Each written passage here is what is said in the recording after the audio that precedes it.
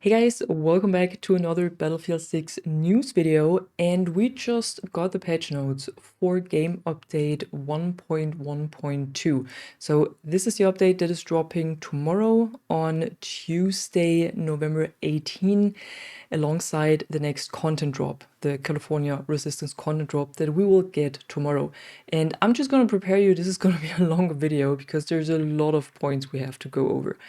Okay, so first of all, the update drops at 9 a.m. UTC, so that's 10 a.m. CET or whatever other time zone you live in. And they're writing that this update delivers a broad set of improvements to soldier responsiveness, aim consistency, animation fidelity, and overall stability across Battlefield 6. We've also introduced a new limited time mode, refined aim assist behavior, and resolved a large number of weapon, gadget, and vehicle issues based on community feedback. But first of all, of course, we only get some new content with the new content drop that is called California Resistance, like I had said before already. So we will get the new map that is called Eastwood, a map again set in Southern California, just like the Battle Royale map. And I've already talked about this map in a video before, so it's a very large map, probably the largest one we have in Battlefield 6 so far. It's a very good looking map, it has a pretty good flow, but we will check this out tomorrow on stream as well, of course. Then we will get variations of this map that will be available for all official modes. Conquest mode on this map will include tanks, helicopters, and the golf cart. So they kind of introducing a new vehicle with this one as well, but it's only available on this map, so you can drive around with a golf cart on the golf course of this map. We will also see a new limited time mode called Sabotage, where you have an attacking and a defending team, and the attacking team needs to destroy different boxes that are standing around on 2 points of the map, and the defending team needs to defend it. We're gonna check that out tomorrow as well. In the preview it didn't play too well, but let's see, maybe they changed a few things. The new weapon that we can expect is the DB12 shotgun and also the M357 sidearm, so a new revolver. And for Gauntlet, we will get a new mission or new operation that is called Rodeo. Could be interesting to play as well, especially since Gauntlet is, in my opinion, the biggest surprise of this season. It plays pretty well and it's a lot of fun to play as well. Then we got some updates for Portal sandbox maps. This option will let Portal experience builders start with a more level playing field to bring their imagination to life. So you probably won't have to just take a map, whatever, maybe Mirror Valley, and then build on top of that. And instead you have a sandbox map and then you can build within this. Then the golf cart will be available in Portal as well. We will also get another branch or another path of the battle pass, the California Resistance bonus path that becomes available for a limited time, but you don't need to complete the first 4 main paths to be able to complete this one. But I'm gonna go more into detail about this tomorrow once we got it, because I think it's a bit easier to explain when you have something to show. What we get as well is a new on-the-barrel attachment that is called Slim Hand Stop and can be unlocked via a challenge again, just like the optic that we got and the handrail cover that we got with the first content drop. And new feature coming later in the update is battle pickups. Whatever later in the update means, but battle pickups are powerful weapons that will be available in specific experiences and in Portal as well. And what we get here, or what was already announced, is a minigun and a railgun. Then for the changes that we can expect to see in the update.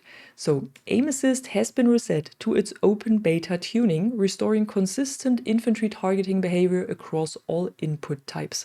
I think a lot of controller players really love to hear this. Improved input latency and stick response for controllers, providing smoother aiming and more responsive soldier movement. Weapon accuracy and dispersion tuning. So there were some issues with the dispersion still increasing unintended. This was fixed. Then they again improved the sniper rifle accuracy when you're not playing sniper with the recon class, and they have reduced dispersion for all weapon types. Then the challenge and progression clarity improvements make requirements easier to understand and track. So it doesn't seem like the challenges were actually changed, but it was just made more clear what you have to do and how you can complete them. Then we got a major polish pass to deployable gadgets, including the portable mortar, the laser designator, and the supply crate. And Fort Linden was added to Portal, expanding available segments for community-created experiences. Then they have a few more words to say about the aim assist changes. So their intention was to make aim assist feel more effective beyond mid-range fights, but then at launch they increased the slowdown at longer ranges, but once the game went live, they saw that this made high zoom aiming feel less smooth and harder to control. And after reviewing player feedback and gameplay data, they're reverting aim assist back to the values some of you experienced during open beta and during Battlefield Labs as well. This will now serve as default, whilst still providing you with the ability to alter the aim assist to your preference and playstyle via settings. This change keeps aim slowdown consistent across all ranges, helping with muscle memory and providing a steadier, more reliable feel as we move into future seasons. So all of the controller players that were pretty frustrated with how the game felt, at least aim assist wise, at launch, you should get a better feel tomorrow, at least for the aim assist. So again, aim assist reset to open beta. They fixed an issue where vehicle stick acceleration presets would affect infantry aiming left and right acceleration.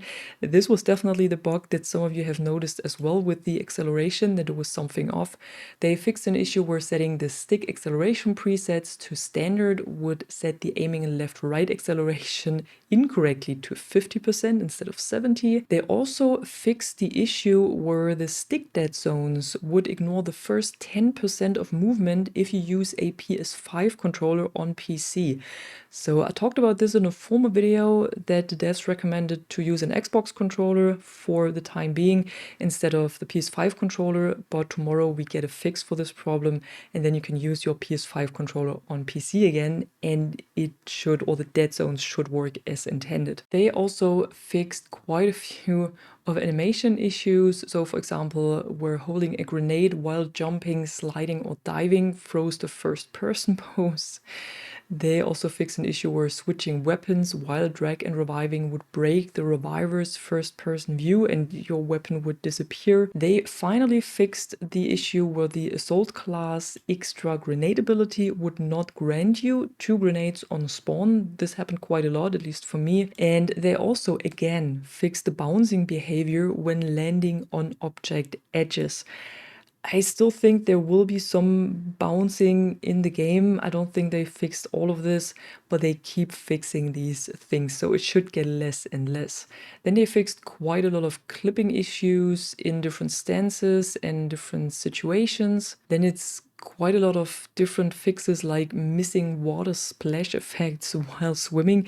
So it's really also very small fixes, minor fixes right here just for animations and everything. What they have improved though, which I think is a bit more important, is the combat dive animation in first and third person. They also improved the vault detection in cluttered environments, so you should not be like slipping around that much anymore when you're running through debris and everything. They have increased the double tap window for the danger ping from 0.2 seconds to 0.333 seconds. I have no idea why they did this, probably because instead of pinging someone or spotting someone, people had set a danger ping accidentally and they actually didn't want it to do this. So maybe this was a request from the community that this was too short, this window. And they fixed an issue where hit registration would fail when engaging into gunfights after exiting a vehicle. Very interesting. I didn't even know this was a thing. Then we're getting into some vehicle changes. It's also not too much. So usually there's a lot of like camera reset fixes and clipping fixes. and sound fixes as well, so not really something major. What's major though is that they fixed several cases where the MR missiles could do more damage than intended to the main battle tanks, to other IFVs, or to aircraft. They also fixed oversized hitboxes on the UH-79 helicopter, and they fixed an unintended aim assist from attack helicopters' gunner missiles. Moving on to the weapons, we have the dispersion pass again that I had already mentioned before.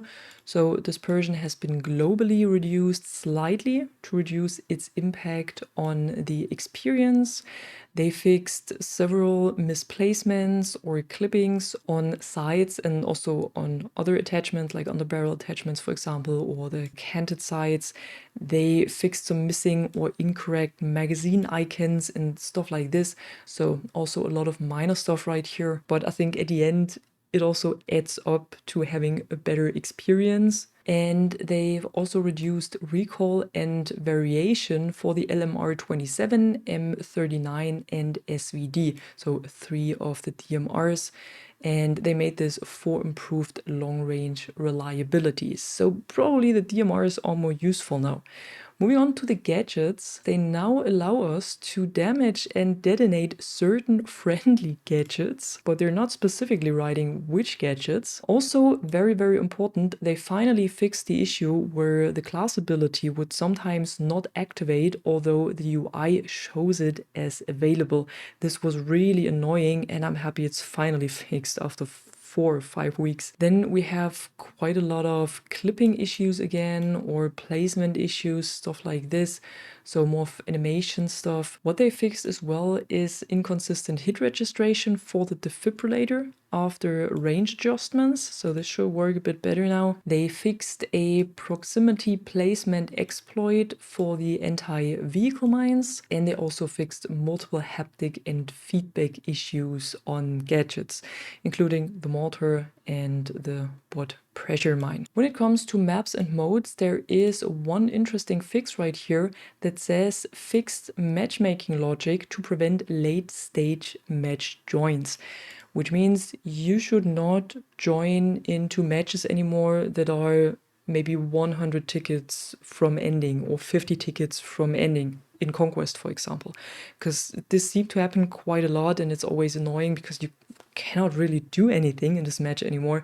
So the new matchmaking logic should prevent this now. Moving on to the UI and HUD elements, here they added a message when attempting to change stance without sufficient space. Downed players also now appear in the kill log, at least in modes that use the crawling downed state, like Strike Point, for example, or the RedSec Battle Royale mode. And in general, they've done some like minor polish and alignment updates across several modes and just several UI elements. Then for the settings, we finally got the option that allows players to sprint automatically when pushing the stick fully forward. So automatic running for controller players should now be in the game, and they added a new keybind that allows the player to instantly swap to the knife instead of having to hold the button. This keybinding will not allow to perform takedowns, but will still allow takedowns to be performed once the melee weapon is equipped. So you can get the knife out with one press of a button instead of holding it, and then pull the trigger of the knife or whatever, and then you can still do that takedown. So this way around it still works, but if you just want to use the knife, for example, in RedSec to run faster, you won't have to hold the button anymore to get that knife out to run faster. Then there are several fixes for the single player campaign that I'm not really going over because I think that barely anyone plays the campaign anyways. And then we have some audio fixes as well, which is actually quite a lot. So they added new sound effects for double ping. They also added new soldier movement and gunfire sound effects. They corrected some sounds like door sounds and also platform footstep audio. Maybe the footsteps are better now. Let's see, we will find out tomorrow. They've also fixed some missing sound effects like first person voiceover gasp when revived and so on, ping audio while spectating.